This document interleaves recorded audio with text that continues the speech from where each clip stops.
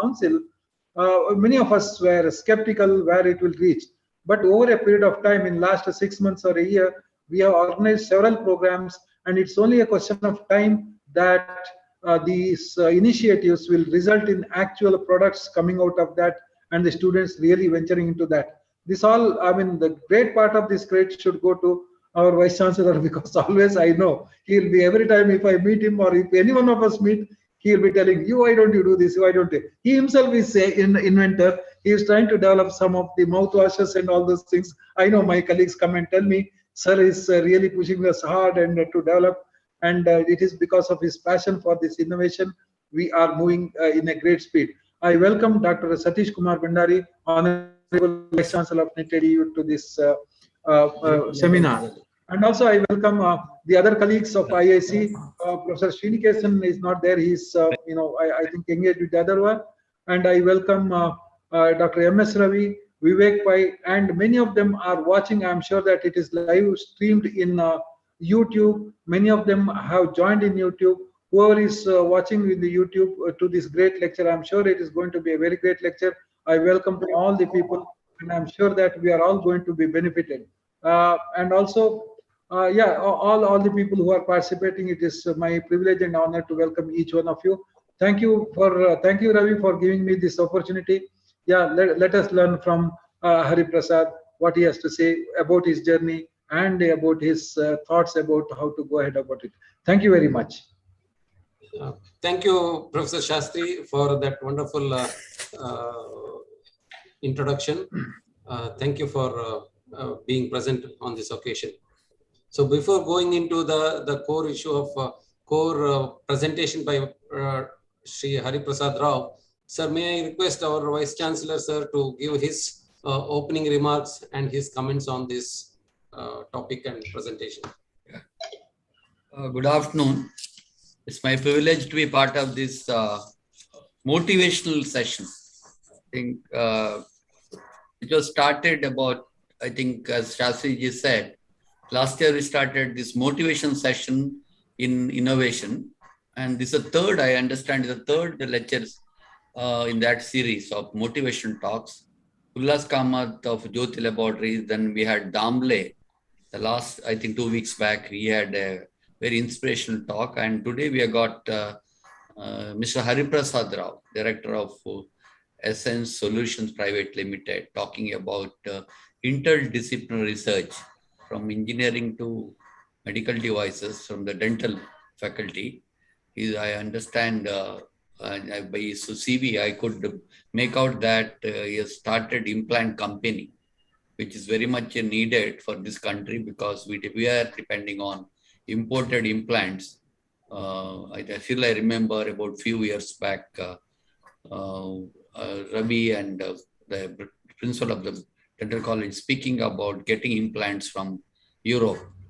But slowly the things are shifting towards getting Indian implants, and I congratulate Mr. Hariprasad Rao thinking out of box. From the engineering is shifting to Atmanirbhar Bharat and getting Indian implants. Really, I am pleased to note that he has started a company and it has picked up and is producing quality products for Indian dentists and the patients who want implants. I welcome him for the webinar series, and Professor Shastri, Dr. Ravi, and Mr. Vivek Pai, and my other colleagues for participating in this webinar.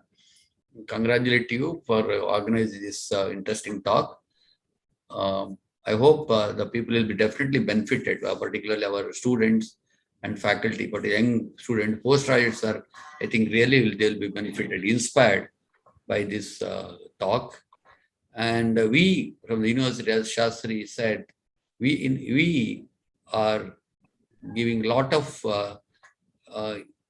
motivation to the people because we believe that any university to become a world-class university should have people with critical thinking, innovation, and creativity bent of mind. So we really understand that, because unless we do that, We cannot be a world-class university. We cannot climb the ladder of becoming a university of excellence, or it can't come into the elite group of best universities in the world. That we know, because unless we do that, we'll be a mediocre or ordinary university. For that matter, for any country to become a powerful nation, the people should have creativity, innovation, and skills. We got a lot of examples. We got standing example is Japan, and it's such a small country, it's such a small population. How they became world leaders in manufacturing engineering gadgets. But to become a innovator or entrepreneur, there is no eligibility according to me. Anybody can become a good entrepreneur. What is required? The innovative idea, execution skill, zeal to succeed in the particular venture. This is all that is needed. It can be anybody. So that's a good best example is Hariprasad. As he's an engineer, but he has taken up the field of dentistry. So I don't know from where he got the inspiration to take up dentistry and how he found out there is a lacunae in implant area. Like I know people who started cardiac implants. Because there is a lot of demand for implants, cardiac implants, devices, medical gadgets. Because I know from my field, in ENT, 80 to 80%, more than 80% of the gadgets are imported. The main supplier is Japan, Germany. You may be knowing that Karl stores of endoscopes or all keyhole surgeries are imported. Now China is competing with them. So why can't we manufacture such gadgets? It may be microscopes or endoscopes. We totally depend on imported instruments, particularly from Europe or even Germany. So I think we have to produce quality products at a competitive price. I think there is no dearth for talents in our country.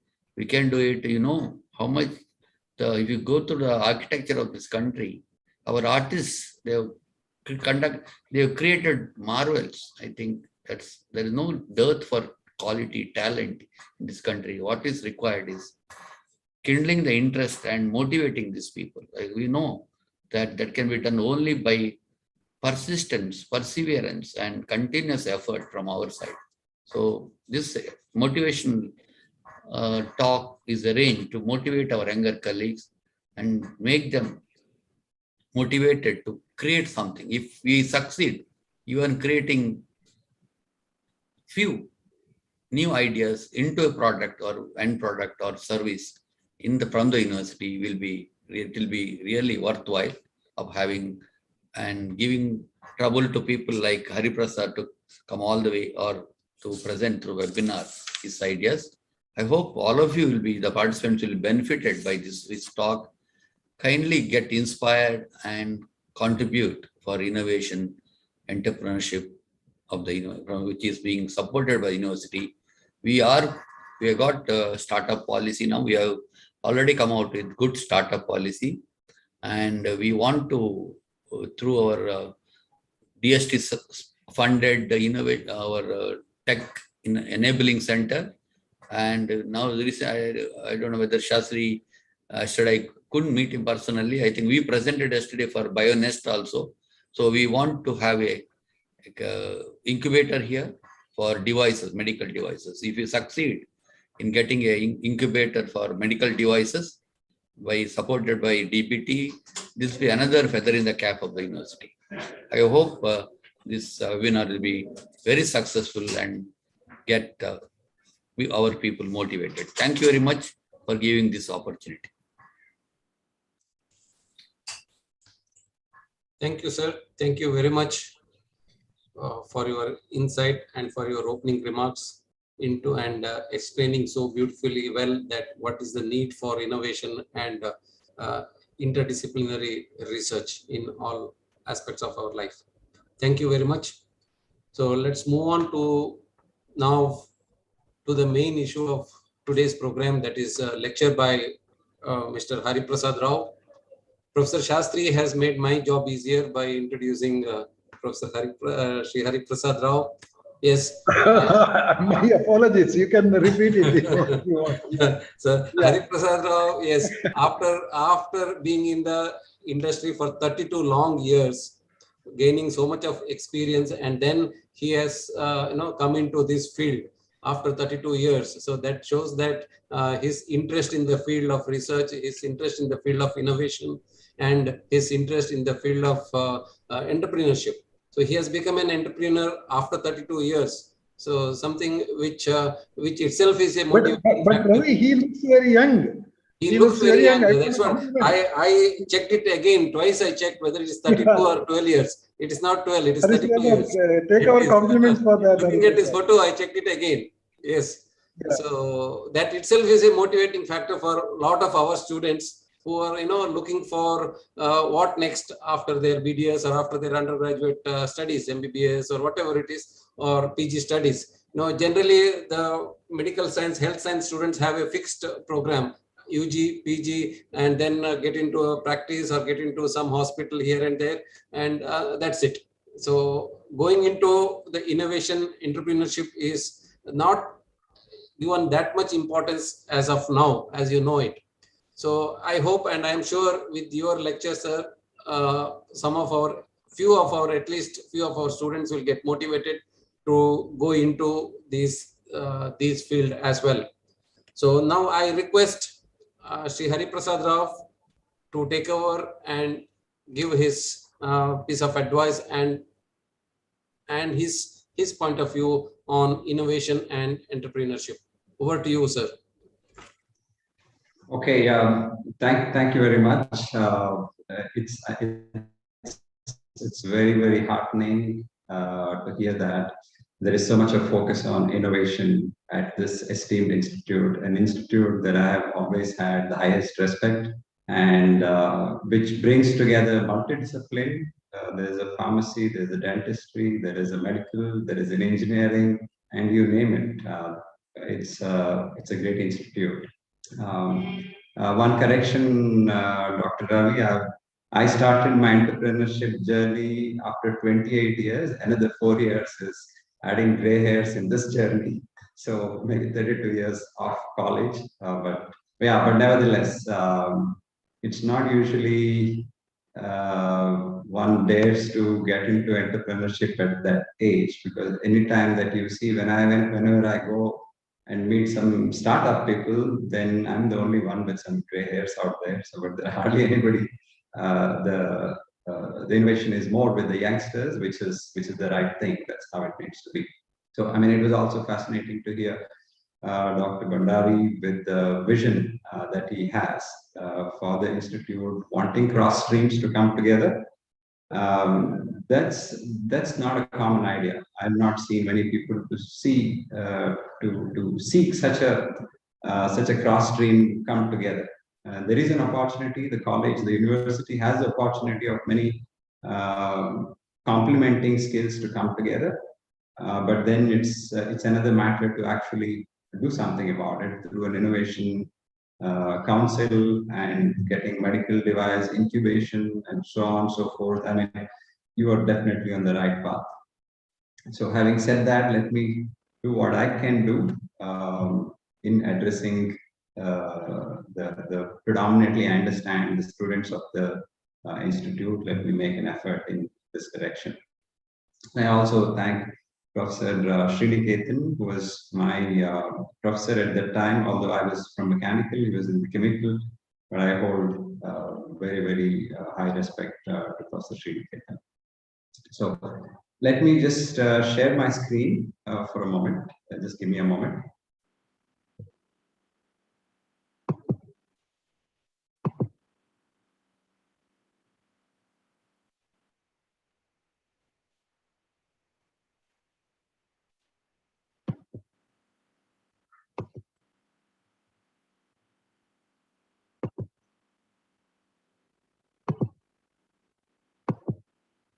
Can you see my screen? Yes, great. Yes, sir. Okay, so my name is Hariprasad Rao, and company's name is IntEssence Solutions. We are in the medtech life sciences sector. our product offering now is dental implants, and Reform is the name of the brand that we would be recognized in. We are right now in the pre-launch phase, just placing implants on people. It's since about 4 months that people started placing implants.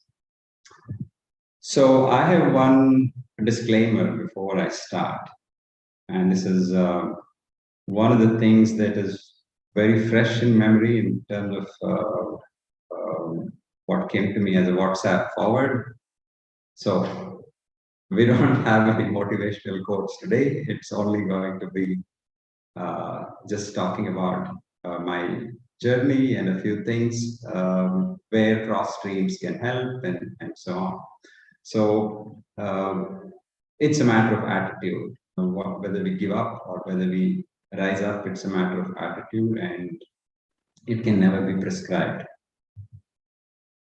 So what are the common questions that I face? Okay, even before that, I would like to just mention this here, that when I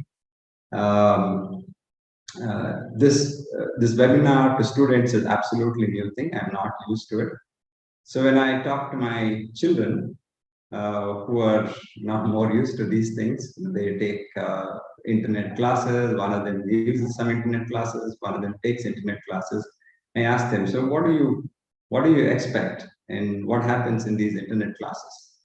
So my son promptly told me that, Papa, if you have attention of 5 minutes, maybe I will listen for 25% of the session.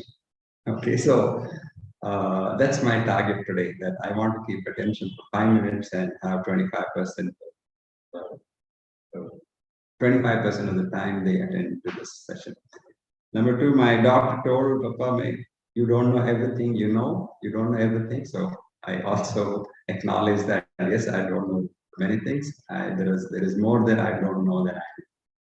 So having said that, let me just start off with what are the kind of questions that I have been facing in the last few years of my journey, and let me just try to address them in that way so that it becomes maybe that's where the real experience sharing can be.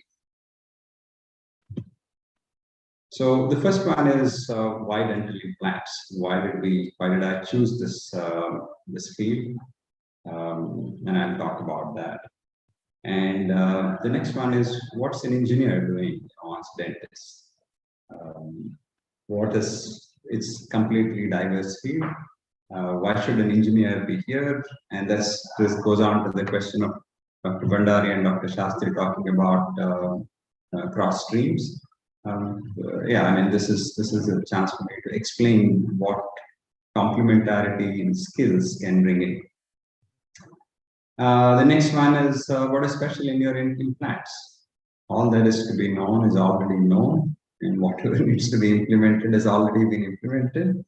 What's your differentiation? Why do you want to be in this field? What is the new thing that you're going to contribute?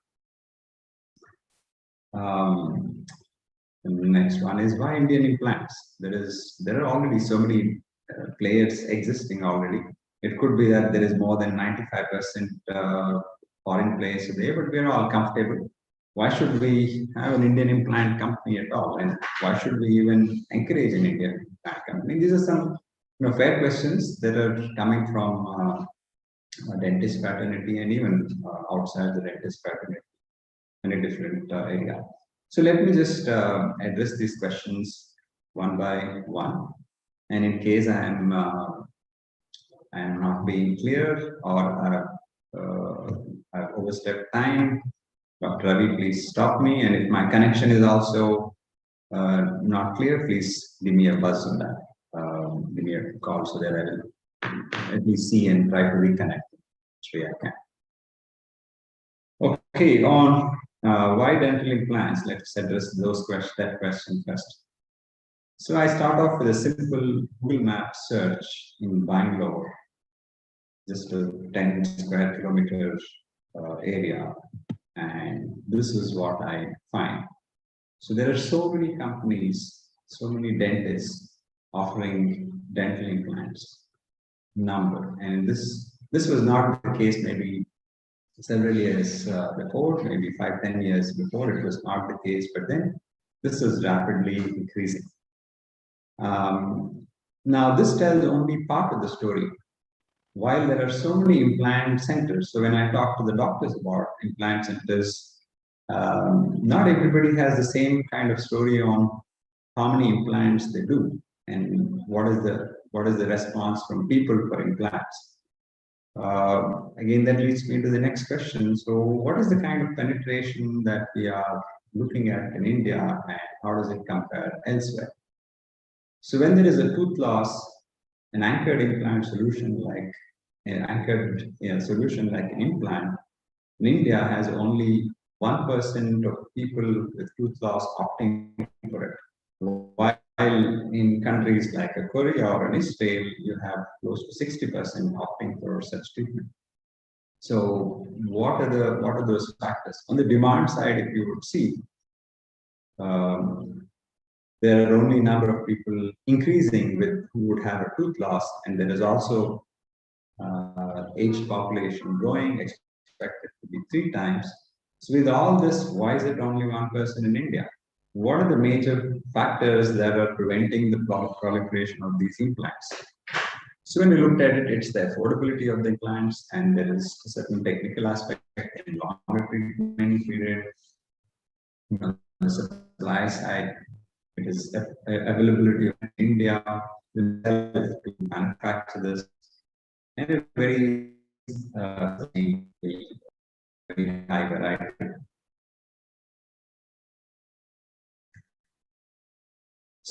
So if you look at just implant market world, that's about 20 million implants, and of which India has only 0.4. And now you see Korea. Now in India you have 4 lakhs implants when you have 130 crores population from the billion there. Where a smaller country like Korea has 30 lakhs implants being sold for a population of triggered changes in Korea, which happened. I mean, Korea was it always very responsive, and a lot of innovation happening in Japan. Similarly, things are happening in Korea. You would see today the major players of implant in India are from Korea. Big names, Koreans are taking over from the Swiss or the Americans, at least in the Indian implant market. So what triggered implant, the rise of implant treatment and rise of such penetration in Korea? Now, if you would see about 15-20 years back, Korea was pretty much in the same place as we are. But today, in 15 years, if you see the rise, it's gone up to 3 million. So the main thing that happened is, for Korea, it was still expensive to get Western treatment. So there was a significant rise in the local implants manufacturing there. Lowering of the manufacturing costs accordingly, and of course the increasing affordability came in. And then government also started stepping in by bringing in government reimbursement and so on. But then this caused a 30x explosion in 15 years. Now India is pretty much at the cusp of such stage today.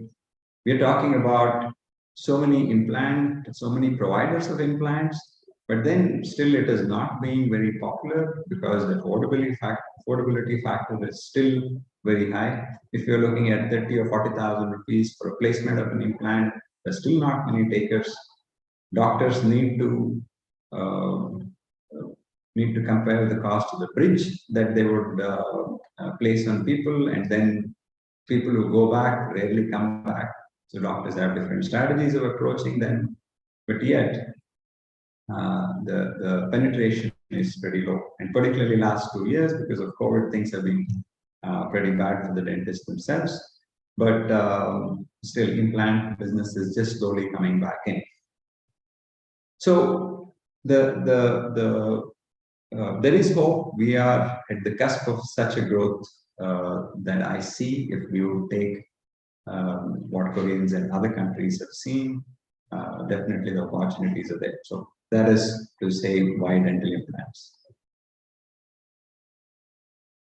To address the other questions of what is an engineer doing here, and then what are the things that we want to improve.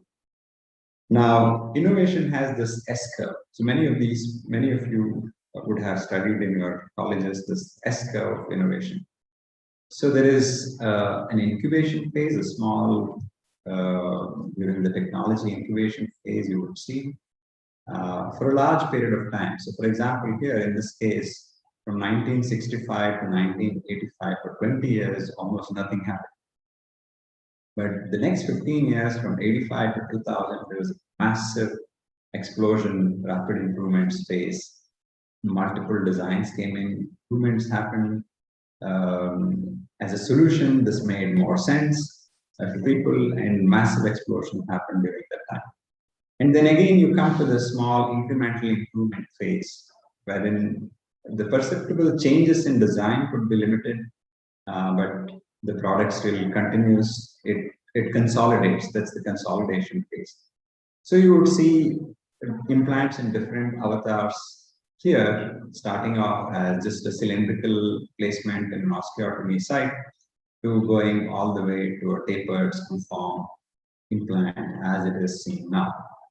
So in this field, how does one bring about a change? So if we see, yes, there is an opportunity, there is a change that we can bring into the habits of people.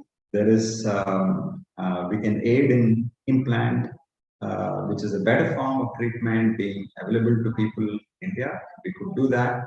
But then how do we start? How do we go about that? And what are the gaps there?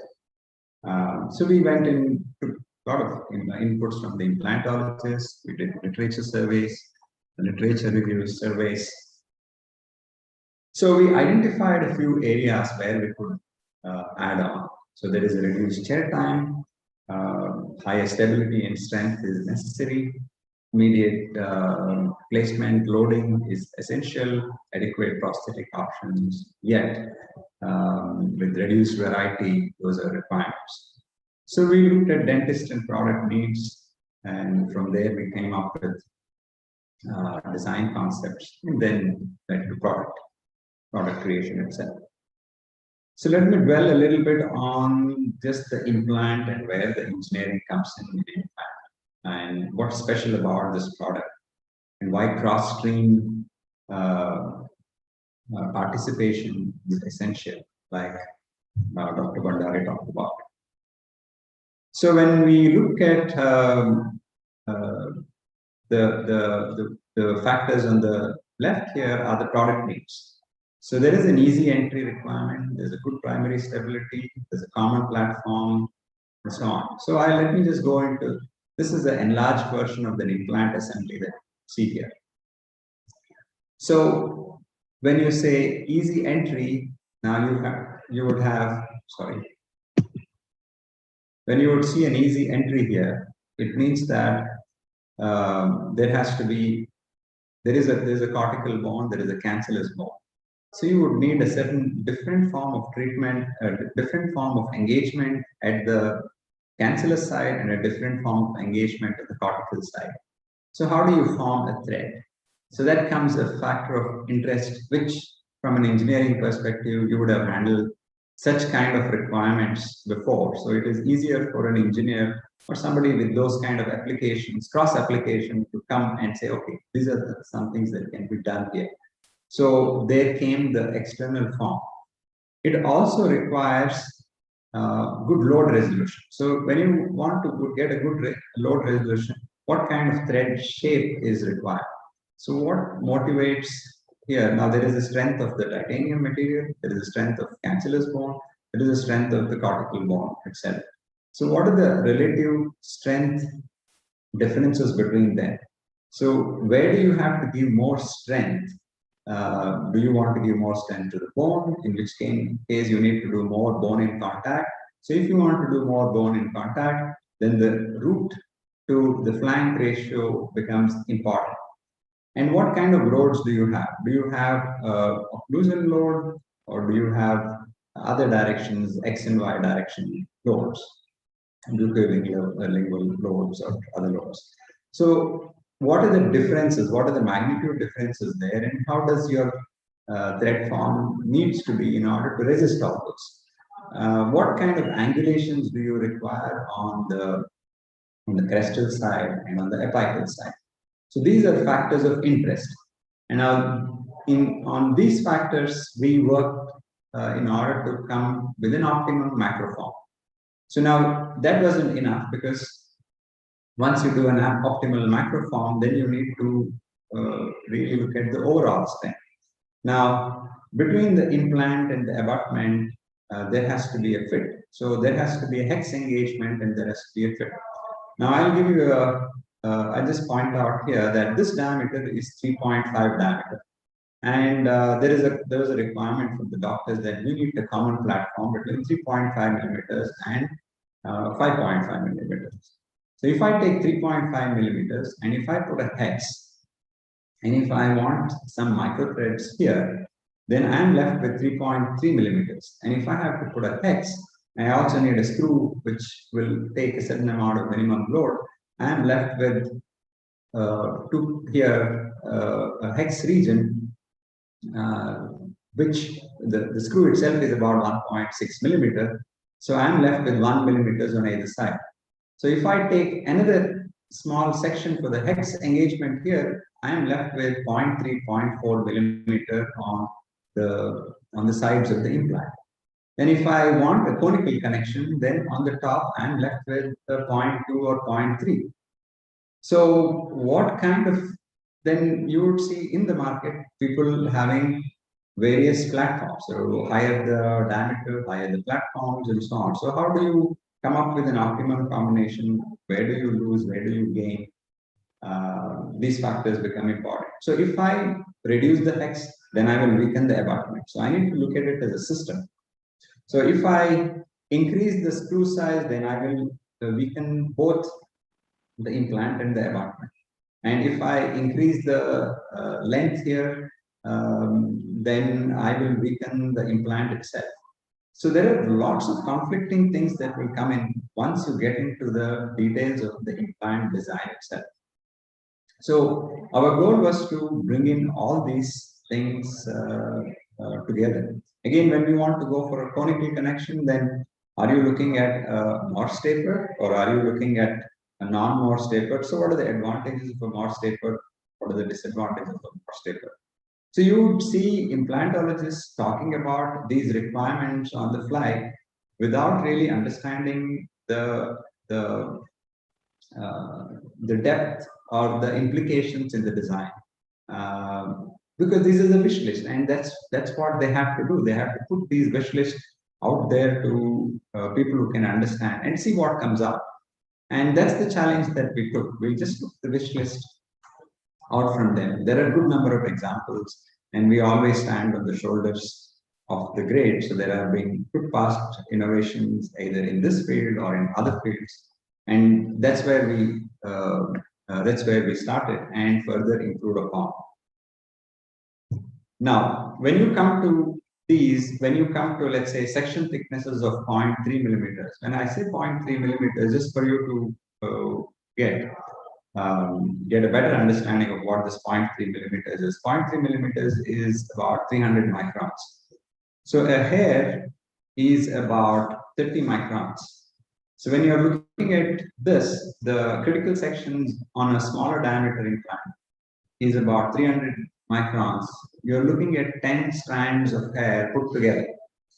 Now the 10 strands of hair put together need to have a strength to take a biting load. The biting loads could range from 300 newtons to 500 newtons to 600 newtons. Max biting load recorded is about 700 newtons. And they all need to be loading even at an angular.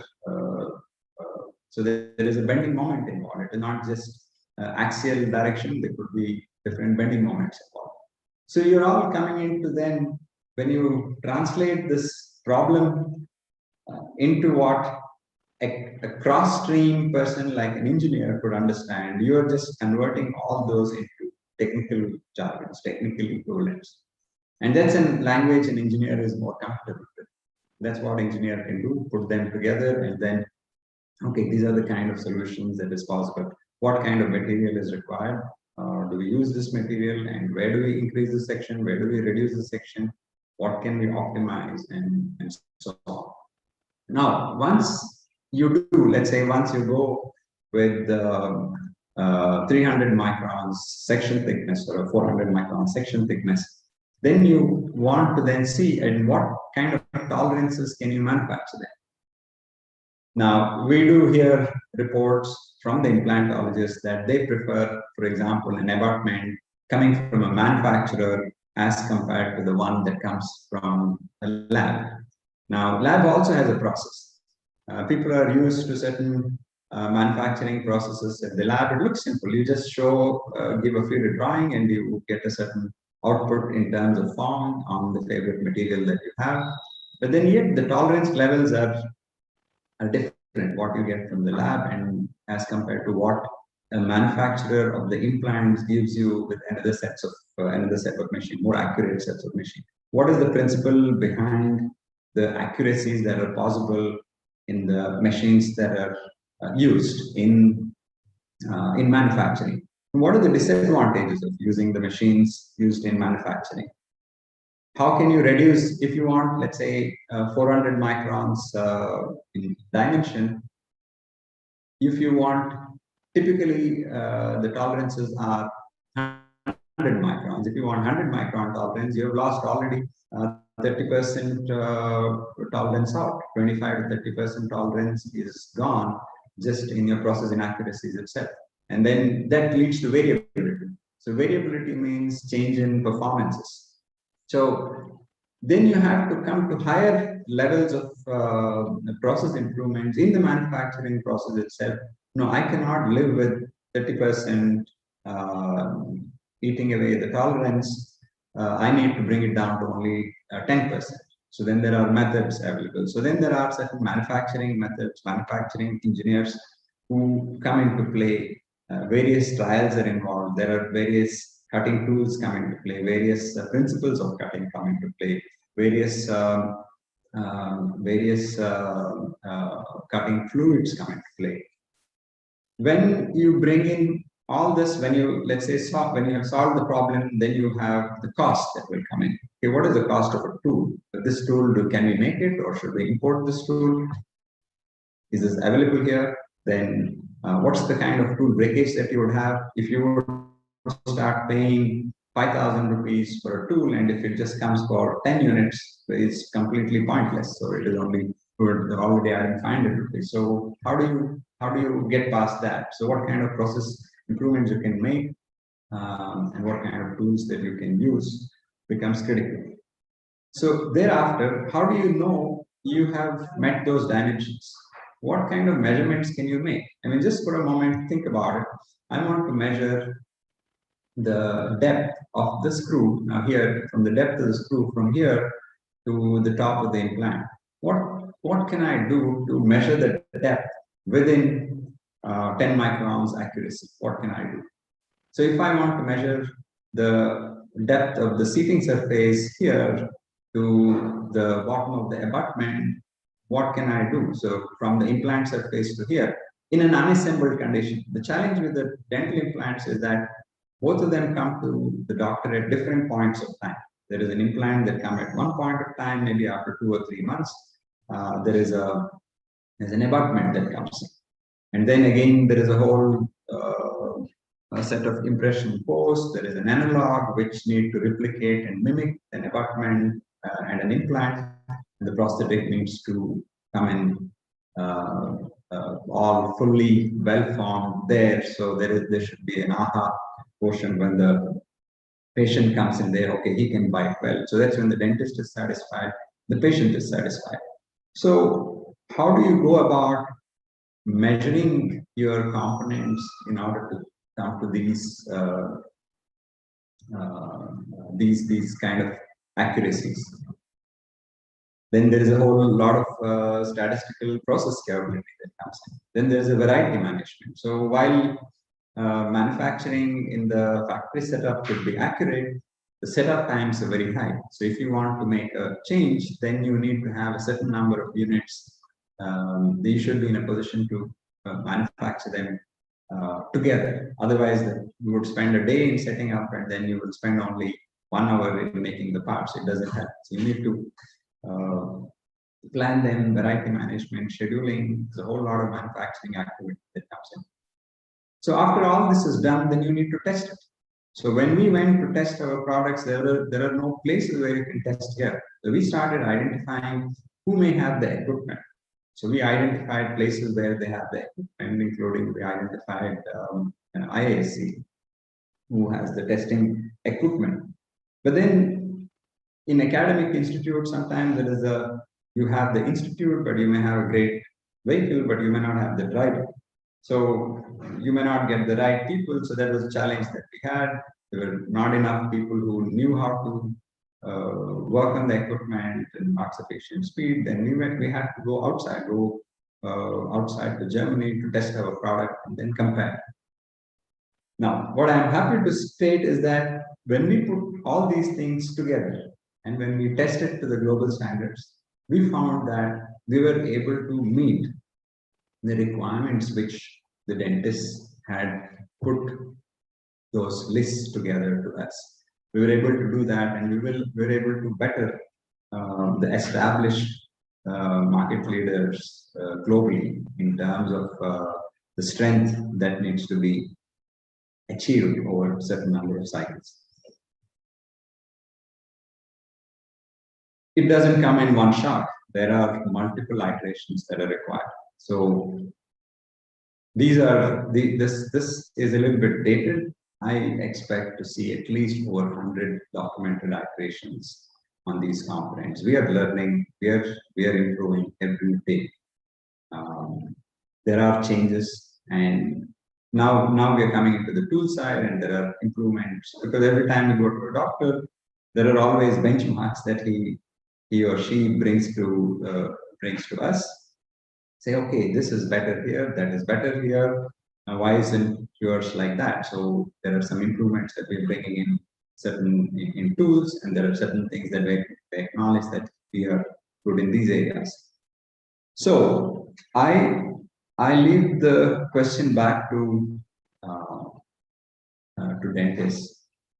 Do they see value having an engineer come and look at their problem, having looked at all this? So these are things maybe you could have a Q&A, you could talk to me about it in detail. But that's the focus which this cross engagement will bring in. As engineers, we will never understand dentistry. Each profession is a lifetime commitment. Dentistry is a lifetime commitment to that profession. Similarly, engineering is, or any other medical field is, a lifetime commitment to that profession. We can all, by reading here, by reading there, we can all get to the National Geographic kind of understanding of things. Right? So I use this National Geography because we all feel very educated looking at the National Geographic channel. But at the end of it, if you ask, maybe a day later, there is very little that you would know, other than having been entertained by the program itself. So we cannot take those areas. We will not know certain things, which a person who's deep in that area would know. But then this kind of a cross-functional engagement need to come together if innovation needs to happen. So innovation has basically two components. There is the knowledge and there is an attitude component. The knowledge component is that it's not only that you need to know what you know, but you also need to know what you don't know. That's the harder problem. Between the two, the harder problem is putting a limit to what you don't know. That is key. That is very, very important, and that's where you need to go out and seek help. This product, we couldn't have done with one person or two people. We had to have so many people engaged, so many doctors involved, so many engineers involved in order to bring this to fruition. A solution always requires a higher level of knowledge than the level at which it was created. So it is, if there is a problem, that problem is there for a reason. So if you need to now bring out a solution, there has to be a different level of thinking. So that thinking needs to be understood. And like what we have always been throughout in this conversation we've been having, is complementary knowledge is absolutely essential in the team. Now, the other portion of innovation is an attitude. So where is the attitude coming from? So in the first place, there has to be a certain amount of curiosity. And this is an attitude. This is an everyday attitude, and it needs to be there as a second nature. And it's both this knowledge and attitude are things that can be cultivated. Knowledge can be acquired, attitude can be cultivated. So innovation that way then is a matter of something that can, it is not a born gift, it is something that can be cultivated and acquired. So when you have curiosity, then you get into observation. And when you do the observation, it is not just observing. Are we seeing at what we are looking? That's the one. One may come across different things in everyday life. There would be a difference between what an innovator sees and between someone else. So the innovator sees what he's looking at, while the other one could be just glossing over that. There has to be a certain amount of perseverance. That perseverance is there will be failures, there will be days of frustration, there will be things that they won't work. It is absolutely essential to persevere. That's critical. Similarity in attitudes within the team. So if you are more than one person, there has to be, it is essential for you to collaborate. Then there has to be a certain attitude similarity that needs to be there. That's one of the most important things, because that for every idea one brings in, there will be 3 others who will bring it down. So there has to be an attitude of mutual respect within the team for the ideas one brings into the team. So while on the attitude side, it is similarity, while on the knowledge side, it is complementary. So complementarity. So this is something that needs to be thought. Entrepreneurship is sensing of an opportunity. Again, it has the same factors of team that comes in there. Differentiation. The differentiation could be through innovation, or it could be somewhere in the stream, or it could be in the way it is segmented, positioned, and brought to the user. There will be a lot of risks. There will be a lot of issues one would face. There will be a lot of difficulties. There are unfaced scenarios, one which would have to be facing previously unfaced. So there has to be risk mitigation steps. What is plan A? What is plan B? How do I go? How do I not give up? How do I go forward? How do I keep going? The persistence attitude stays again in entrepreneurship.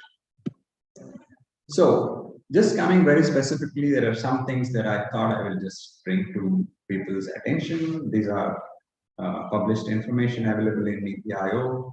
What are the India advantages? Here they are comparing with some of the low-cost countries in terms of just, let's say, look at our interest area, which is implant. For somebody to come into India and take a treatment, and this again is a little bit dated, so they're talking about 900 USD in India, while elsewhere it is far higher. So the $900 would be less, and this is, let's say, for a foreign patient coming to India for treatments here. So in summary, I would like to reiterate that the Indian professionals are perhaps some of the best world over. And I have personally worked in other countries, and I have had teams in different countries. In Asia, I was leading teams across, including China, Malaysia, Indonesia, Philippines, Thailand. Worked in the US, visited plenty of organizations across Europe, Latin America. And I consider Indian professionals comparable or better than most professionals from any part. New generation. I mean, you guys are the future, and you don't understand constraints as much as we thought about constraints. Whereas everything had a constraint, and then you have to overcome it. Now the new generation is more confident. They are more daring. If I can use that word. There is a can-do attitude that is there, and there is a certain amount of willingness to persist. So these are things I'm very, very hopeful about amongst the newer generation, and I think the future is absolutely bright for youngsters. So some of the key questions to ask in idea generation. So what proportion, when you are in the dental labs today, what proportion do you see of items that are truly made in India? You may get from a distributor, from a dealer. Have you looked at the source and what is possible? If it is coming from outside, why is it coming from outside? What can be done? What improvements can be made in either the product or the processes? That's something that can come from your own engagement. Who are the partners you can be in touch? Either it can be in the industry or across streams. Who are the partners that you can be in touch? Because there has to be an idea. You will be there engaged with all these issues, all these problems. There is something that you want to bounce. Whom can you be in touch? So if you're always going to be there with the dealer is not going to give you any solution. He may just give you another offering that comes from another place. But then are you in touch with a manufacturer who can seize an opportunity in your idea and can take it forward? Can there be joint workshops? Can there be joint projects between engineers and dentists? Now, this is something going back to what Dr. Bandari, Dr. Shastri talked about doing things together between engineers and dentists or engineers and doctors. Can there be, I know being in part of my college during the project, everybody had to make a project. There is you're assessed and evaluated on that. So at that time, one of the favorite projects for people in our college was the coconut tree climber. And I'm sure today also there could be some projects which is on electric motors, electric bike, electric something. So, but are these the only ideas? People have been doing these projects for years. There will be more projects like this. But then can we look at differently? Can we put these people across streams? Can we, as a university, encourage and maybe grade projects and give some extra marks for those people who can come? There's a cross-stream project. Are these feasible? So these are some of the questions that I would like to leave you with. And thank you very much for the time again. And it was a great experience for me to be just talking to you on this matter. Thank you. Yes, Dr. Ravi. Thank you, Mr. Hariprasad, for that very, very informative and very motivating lecture for our students and faculty. For your information, our college, that is A.B. Shetty Dental College, you would have heard about it. Yes, is one of the first colleges in India to have a separate dental implant department. And we have a exclusive team of prosthodontists who deal with, and a team of other doctors who deal with these implant cases. We do have a certificate course, running on exclusively on dental implants. Yes, your last two questions, about industry academia interactions. Yes, there's a lot of scope. with our institutions. So it's an area to be explored upon. Yes, absolutely. We will be very glad to be associated. Yes, you would have heard about Dr. Chetan Hegde, Yes, Dr. yes. Manoj Shetty, Dr. Yes, yes. Rakshit Hegde. No, they are the Absolutely. leaders in dental implants in this area of Mangalore.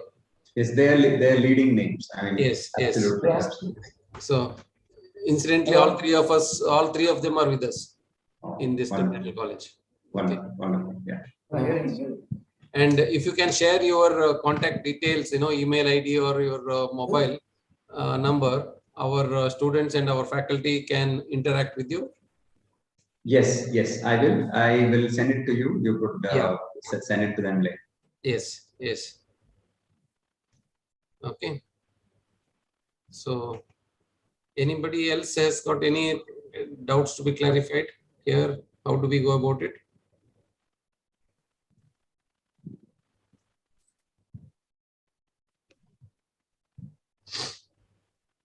Because they're all in YouTube live streaming this thing. To get questions in that, I would think, if they're watching through that. So otherwise, I'll do one thing. I'll collect that questions and any clarifications are there. I will get it and I will pass it on to you. Sure, sure. I would be have happy with that. Your email and both phone numbers are there with me. Yeah. So anyway, it is a extremely useful lecture, And one doubt I had is that coming back to that 28 and 32 years of your experience, and how is that? What triggered that? After going through this 28 years or 32 years, and that is the time when many people have, okay, I have done enough. This is time for me to relax, sit back and relax and enjoy. And whereas you have started altogether something totally different, totally new thing after so many years into a totally different aspect. So what made you to shift from that to this at this time of your life? Number one is being a part of these organization that I was with Bosch for a long time, for over 20 years. And then there was another organization called Lear. So really, truly outstanding organization. So there are certain things that you learn in the way things are done. And I saw there is an opportunity for me to bring some of these learnings and put them to practice, and also look at areas of need and then look into those areas. Entrepreneurship as an idea was always there in me, but then sometimes there are triggers, small triggers here and there, which kind of infuse you. That's what got me here, I guess. Yes, yeah. You are actually a living example to show that starting something new, innovation, starting a company, or to learn more. There is age is not a bar. At any time of our career, we can shift into totally into a newer aspect, and still we can succeed. Yes, good. Thank you, thank you. There is more learning to do. Absolutely, every day there is more learning. Yes. So from the university, we wish you all the best and all the success in your new venture. Thank you very much, Dr. Ravi. Yes. Really appreciate it. Now, may I request Mr. Vivek Pai, who is our secretary of our Institutional Innovation Council, to propose a formal vote of thanks. Sure, sir. Wow, it was so very interesting and informative and loaded with so many technical as well as motivating aspects, which was very beautifully balanced for all the audience to really wrap it up. Maybe for dental students, certainly they would have had a lot of takeaways. For the budding dentists, I would rather say, who are in terms of getting into the enterprise. A lot of them would have already have some questions in their minds, and they might certainly come back through Dr. Ravi, who was told that he has got your email IDs and stuff like that. There's going to be a big job for you, sir, I guess. Yes. Ravi, most welcome. Yeah. Sure, sir. And yes. And sir, you were also talking about the question that was raised about the the cross-functional engagements. Well, yes, cross-functional engagement, the NEP, today's NEP, National Education Policy and New Education Policy, which is exactly aiming in that direction. And this particular presentation of yours, which has addressed that particular thing, and you are the person who has really a great example to come, to bridge both the fields, the dentistry as well as engineering, and aligning and standing as a bridge between, and showing yourself as a really successful person who has really made it big there. And constantly you are reminded about 22 years long gap and stuff like that. That shows the sort of great determination and the kind of courage, drive, perseverance, all the things that you shared today is an embodiment in yourself. You have shown it to our students. So I feel this was the kind of session that was really required for all our students, and as well for the faculty as well, I guess, because anybody is a learner, and you said there's no barriers for knowledge. You start your knowledge acquisition right from the when you are in the womb, and you end only when you are in the tomb, they say. So therefore, this is what you have proved through your talk today, sir. Thank you very much. It was so very beautiful and interesting, and I think there were a lot of cues, a lot of cues that you shared. Thank you very much. Thank you so much. Yeah. And now I think I'll have to also thank our Honorable Vice Chancellor. Though he has been terribly busy today morning, he had a function, program to attend. We are also having a IABMS conference going on, and with a lot of activities on his annual. Annual, he tries to time slice and come and really help us out with a lot of opening remarks, very incisive and very meaningful. The sort of opening remarks. He sets a direction for the program that we do, and therefore I'm really honored to have him also as a part of our session today, despite being terribly busy. So thank you, Honorable Vice Chancellor Dr. Satish Kumar Bhandari, sir. Thank you very much. And then I think I must thank our benevolent management.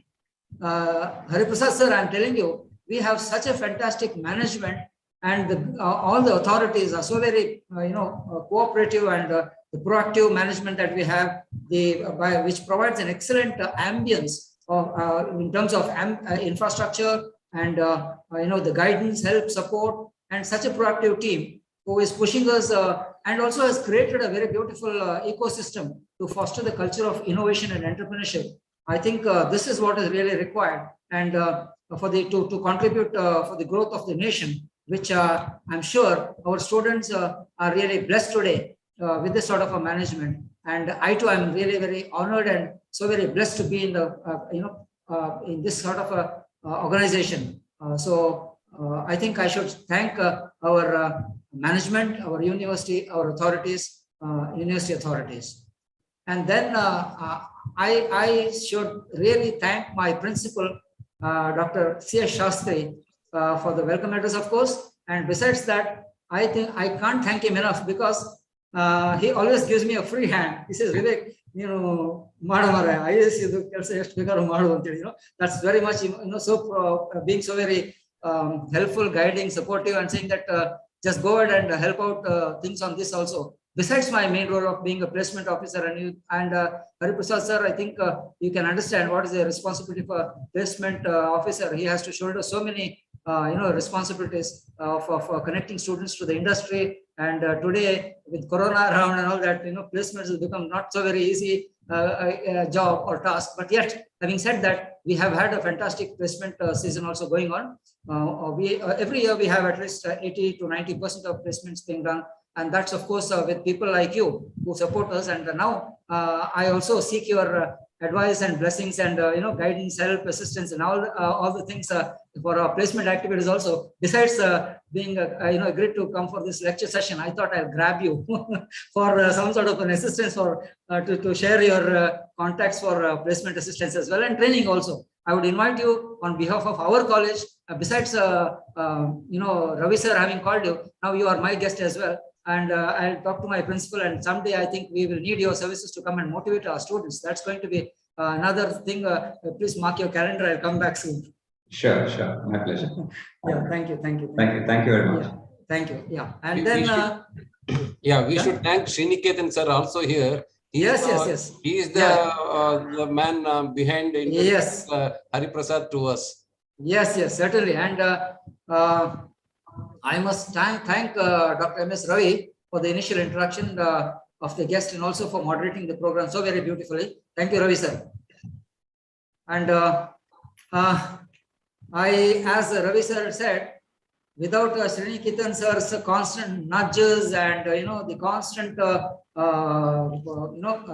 emails and sort of steering the whole program, whole concept of IIC, without which things would not have reached to this level so very soon. We just started our IIC only last year, but we have already, and in this month itself, we have completed some 8 activities. That itself shows the sort of push and prodding that Sriniketan sir puts into, and he's taken this challenge as a challenge to see our university, reach to some great heights and contribute in terms of, some sort of the entrepreneurship and startups and building up a new beautiful culture of ecosystem of enterprise and innovations and things like that. So for that reason, I certainly have to thank Sriniketan sir, though he is not with us today. He has got some prior engagements, so that's the reason why. Anyways, and then I also thank my dear students, because this is for you guys. I mean, you also have participated in large numbers. I am sure you have all benefited as much as all of us have done. I really enjoyed the session, and I understand our faculty and the students also have enjoyed it to the T. Thank you, Hariprasad sir, for that wonderful presentation. And then I must also thank my colleague, my computer lab coordinator, Ms. Josna, for all the technical support and the YouTube streaming and the recording. And that is one area which goes unnoticed. For things to really, without which today's virtual presentation that goes in certainly is pivotal on this aspect. And if that collapses, nothing works. So I really appreciate the services of my computer lab coordinator, Ms. Josna, and also our staff development center, who is constantly behind the scene of creating this Google Meet recordings and YouTube streaming, and then the flyers and stuff like that. So I really thank the director, staff development center, Mrs. Sadhna Deshmukh ma'am, Ms. Priya Supriya, then Mahesh, Savita, and all the team there, who is doing a fantastic work and helping us to realize this kind of program that we are organizing through IIC, Institution and Entrepreneurship Council. And well, I think I have not missed out to name anybody, and if at all I have done my heart felt thanks to all of them, if at all I have missed anybody. And but before I really wind up, I would request all the head of the institutions to remind your students that there is a feedback form put up on the YouTube. Kindly advise and tell your students to fill up the feedback form, and those students, after submission of the feedback form, are eligible for e-certification also. So I think thank you, Hariprasad sir, once again. It was lovely, wonderful session. You will receive my call, and we invite you to my call as well. Thank you so much. Really appreciate it. Yes, thank you very much. So before the final curtains to this wonderful program, Sir Hariprasad Rao, I have one small clarification. In addition to the implants that you are doing, dental implants, do you have orthodontic implants also in mind? Because I am an orthodontist personally, so we use a lot of smaller version of these implants, which are used mini implants. So do you have any idea of coming into that field also? Because we'll be interested in that. Personally speaking, we would love to talk. Anyway, we will interact later on. Certainly, probably, yes. So that is the one area where we can interact. Sure. Okay. Yes. Thank you very much. Thank you so much. All right. Have a good day. Thank you, sir. Thank you, sir. Right. Sir, brilliant, sir. Fantastic. Thank you.